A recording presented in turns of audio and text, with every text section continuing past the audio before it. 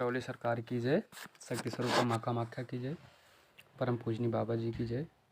परम पूजनीय ममतामयी माँ गुरु माता की जय। सभी भक्तों को सादर प्रणाम। श्री करौली शंकर महादेव के चरणों में कोटि कोटि नमन। और सभी प्यारे भक्तों के साथ एक छोटी सी चर्चा फिर से।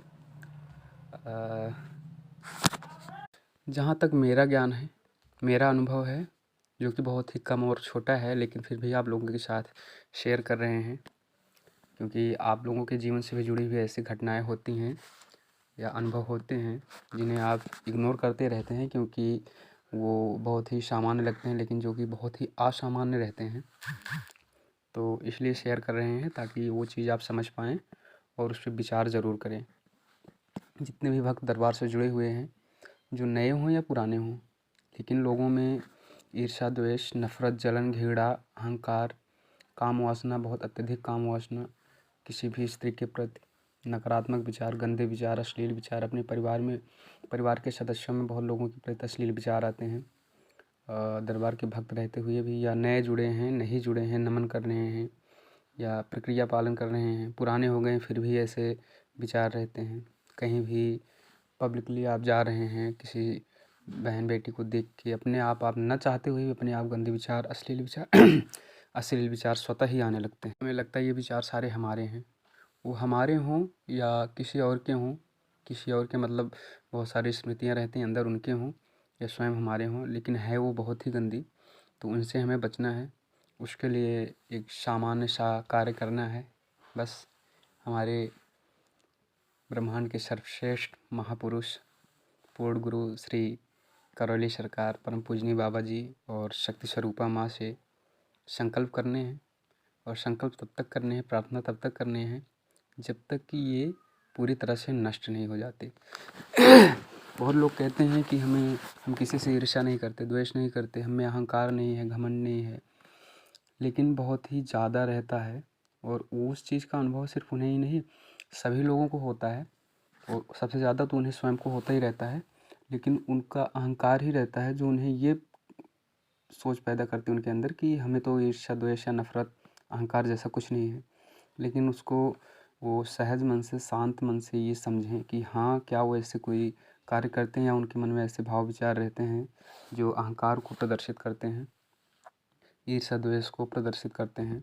किसी भी दूसरे भक्त के प्रति ऐसे विचार आना कि वो बहुत छोटा है या नया है या गरीब है, ये क्या है? ईर्ष्या द्वेष ही है। हम किसी को बहुत छोटा समझते हैं, या किसी ऐसी नारी, ऐसी स्त्री, ऐसी बहन जो मतलब जिसमें सुंदरता कम है, वो गरीब है, उसके कपड़े सस्ते हैं, उसके प्रति ऐसे भाव आना कि ये रिस्पेक्टेबल कम है। वो अगर बात करेगी तो हम उससे दूसरे तरीके से बात करते हैं। और कोई ज़्यादा हमें ऐसा लगे कि ये ज़्यादा पढ़ी लिखी है या अच्छे कपड़े हैं, और उससे हमारा लहजा बदल जाता है। तो ये जो भेदभाव होता है ये बहुत ही गंदा होता है, क्योंकि मनुष्य तो सारे हैं, ईश्वर के रचित सारे मनुष्य हैं। कोई गरीब है, कोई अमीर है, कोई ऊंच नीच तो होते ही नहीं हैं, क्योंकि ऊंच नीच ये जो श्रेणियाँ बनी थी ये कर्मों के आधार पे बनी थी। और मेरा व्यक्तिगत विचार यही है, कोई ऊंच नीच नहीं होता है। हमारी कर्तव्य, हमारे कर्म ही हमें ऊंच नीच बनाते हैं। और इस समय तो जो स्थिति है सारे मानव समाज की, उसमें कोई ऊंच नीच नहीं है, सब एक जैसे हैं। जिसके पास पैसा है, जो समृद्ध है, वो ऊंच है, और जिसके पास जो गरीब है और कमज़ोर है वो नीच है। इसमें जातियों की कोई श्रेणी नहीं है, हर जगह पे यही चल रहा है। और कर्म सबके ऐसे हैं कि सब मांसाहारी हो गए हैं, शराब का सेवन कर रहे हैं हर परिवार में। और लेकिन फिर भी लोग एक दूसरे को ही छोटा समझते हैं। कोई ऐसा मनुष्य जो पैसे ज़्यादा कमाता है, थोड़ा सा सशक्त है, वो चाहे जितने गंदे काम करे, लोगों की नज़र में वो श्रेष्ठ ही रहता है। लेकिन गरीब अगर वही गंदा काम करे तो वो नीच हो जाता है। और इसके साथ साथ ये भावनाएं जो हमारे अंदर रहती हैं, या किसी के अंदर, आपके अंदर हो सकती हैं, कि हम तो बहुत शुद्ध हैं, हम कभी किसी के बारे में सोचते ही नहीं गलत। और लेकिन अगर आप निष्पक्ष भाव से स्वयं को देखेंगे, स्वयं को चेक करेंगे ना, तो आप 100% गंदे विचारों से भरे होते हैं। जिसका आपको आभास ही नहीं रहता। आप सोचना ही नहीं चाहते कि हम गंदे विचारों से भरे हुए हैं, सिर्फ़ और सिर्फ नकारात्मक विचार। बहुत सारे लोग दरबार से जुड़ने के बाद भी ऐसे संकल्प नहीं करते।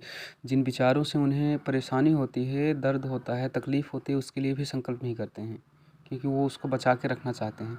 चाहे वो यादें हुई या कोई ऐसी घटना हुई जीवन की, या कोई ऐसा डर हुआ, वो उसको पाल के रखते हैं। नहीं नहीं, हम इसको रखेंगे, ये हम भूलना नहीं चाहते हैं, और सबसे ज़्यादा उसी से प्रताड़ित होते हैं।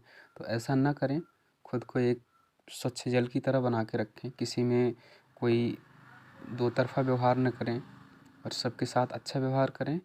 सबके बारे में अच्छा सोचें, और सबसे पहले स्वयं के बारे में अच्छा सोचें, क्योंकि बहुत सारे लोग स्वयं के बारे में ही अच्छा नहीं सोचते।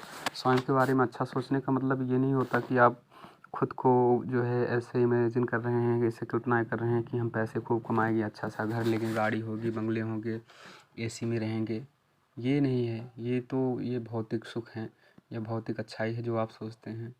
आप ऐसे सोचें कि आप कोई ऐसा कर्म न करें अपने जीवन में जिससे आपके कोई बुरे भोग तय हो, और जो भी आपके कर्म भोग हों वो कैसे कटेंगे इसकी खोज करें, और वो सब पूर्ण गुरु की शरण में ही कर सकते हैं।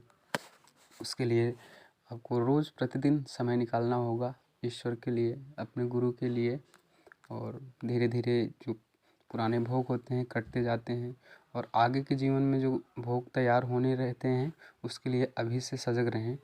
ऐसे विचारों से भी बचें, क्योंकि विचारों से भी भोग तय होते हैं, जो गंदे हों, अश्लील हों। किसी के भी प्रति जरा सा भी गंदा विचार आपके कर्म को प्रदर्शित करता है। अगर आपने किसी को थप्पड़ मारने के लिए सोचा तो वो एक कर्म ही तैयार हो रहा है कि आपने उसको थप्पड़ मारा है। ऐसे ही आप उसको किसी भी ऊंचाई तक पहुंचा सकते हैं, इस विचार को, इस कल्पना को। इन सब चीज़ों से बचें, स्वयं की जांच करें। आप निष्पक्ष भाव से खुद को चेक करें। किसी के भी प्रति आप अगर अपने जीवन में कुछ क्षण ऐसे निकालेंगे ना, कुछ दिन ऐसे निकाल लें कि आप सिर्फ खुद को जांचिए कि किसके बारे में क्या विचार आ रहे हैं, हर चीज़ पर क्या विचार आ रहे हैं, कैसे भाव आ रहे हैं, और फिर आप उनको ना बैठ के सोचिए कि ये अच्छे विचार हैं या बुरे हैं। या अपना बिहेवियर, अपना जो है व्यवहार है लोगों के प्रति, उनको भी जांचिए कि हम किसी से कैसे बात करते हैं, किसी से कैसे रिएक्ट करते हैं। सबसे पहले तो परिवार में, समाज में, और हर जगह पे इस चीज़ को जांचिए, जिससे आप जो है उन सब के लिए संकल्प कर पाएंगे। और ऐसा कोई संकल्प नहीं है, अच्छा और सकारात्मक संकल्प जितने भी हम करते हैं, दरबार उन्हें पूरा करता है। चाहे जितने भी संकल्प हों, आप 1000 संकल्प कर लें, धीरे धीरे करके सारे संकल्प पूरे हो जाएंगे। आप अपनी इच्छाओं, विचारों के लिए, अपनी कोई भी ऐसी प्रॉब्लम हो, आपको गुस्सा आता हो, घृणा हो स्वयं से, दूसरों के बारे में गंदे विचार, अश्लील विचार आ रहे हैं, ईर्ष्या द्वेष की भावना हो, चाहे वो कुछ प्रतिशत हो या 100% हो, वो दर्द तो होता है उसमें। और यदि आप स्वयं को बदलना चाहते हैं तो ऐसा ज़रूर करें। और एक दिन ऐसा होगा ना, जब आप में कोई भी गंदे विचार नहीं बचे, कोई अश्लील विचार नहीं बचेगा, किसी से ईर्ष्या द्वेष नहीं बचेगा, और आप हमेशा सुखी रहेंगे, हमेशा पूरी 24 घंटे मौज में रहेंगे। क्योंकि जब गंदे और नकारात्मक विचार नहीं आते ना, तो हम वैसे भी बहुत ही अपने आप को स्वस्थ और सुखी महसूस करते हैं। ये मेरा स्वयं का अनुभव है जो आप लोगों के साथ शेयर कर रहा हूँ, तो आप भी ज़रूर करें। सबसे पहले आप स्वयं के लिए ही सारे संकल्प करें, इन सब के लिए। और क्योंकि इससे बहुत ज़्यादा लोग प्रताड़ित हैं अपने विचारों से, अपने भाव से। उनको लगता है सारे विचार ख़त्म हो गए हैं, और वो अपने आप को चेक ही नहीं करते कि हाँ सही से सारे विचार ख़त्म हो गए या नहीं। वो बस ये मान के चलते हैं मेरे अंदर से तो सारे गंदे विचार, नेगेटिव विचार, गंदी इच्छाएं सब ख़त्म हो गई हैं, लेकिन वो ख़त्म नहीं हुई रहती हैं। कुछ कहीं ना कहीं गंदगी फंसी रहती है, और उसके लिए आप संकल्प नहीं करते। फिर उन गंदे विचारों से और वैसे ही गंदगी आपसे आकर्षित हो जाती हैं, फिर विचार और बढ़ने लगते हैं धीरे धीरे, है ना। तो इनके लिए संकल्प ज़रूर करें। आपके पास इतना सुंदर स्थान है, ब्रह्मांड का सर्वश्रेष्ठ स्थान, सर्वश्रेष्ठ दरबार, माँ बाबा का दरबार, श्री करौली सरकार का दरबार, जहाँ पे जाके आप जितने भी संकल्प करते हैं वो पूरे होते हैं। और वहाँ पे मैंने देखा है कि लोग संकल्प के नाम पे लोगों को पता नहीं क्या हो जाता है, प्रार्थना के नाम पे।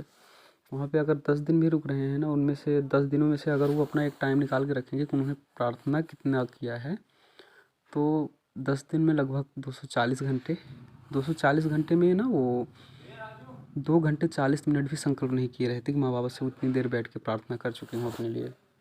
ऐसी स्थिति, ऐसी नकारात्मकता, ऐसी लोग ब्लॉक रहते हैं ये 90% लोगों की हालत रहती है, खुद को ही नहीं बदलना चाहते। ये मैंने दरबार में रहकर देखा है। भक्तों के बीच एक दूसरे से ऐसे बात करेंगे, सबकी बात नहीं ऐसी है, लेकिन ज़्यादा से ज़्यादा लोग हमेशा जो है हमेशा नेगेटिव रहते हैं। वो खुद को बदलना नहीं चाहते, वो दूसरों को ब्लेम करते हैं कि वो गलत है, उसमें स्मृतियाँ हैं, ऐसे दिखाते हैं कि उसमें स्मृतियाँ हैं, वो पेशी वाला है, ऐसे वैसे। वो खुद को नहीं चेक करते। तो ऐसा ना करें, स्वयं को बदलें, सब स्वयं बदल जाएंगे धीरे धीरे करके। कोई ज़्यादा बुरी तरह ग्रसित है, उसको समय लग सकता है, लेकिन अच्छा ज़रूर होगा, शुद्ध ज़रूर होगा, स्वच्छ ज़रूर होगा। तो सभी को हरि हर हर हर महादेव। श्री करौली सरकार की जय। शक्ति स्वरूपा माँ कामाख्या की जय।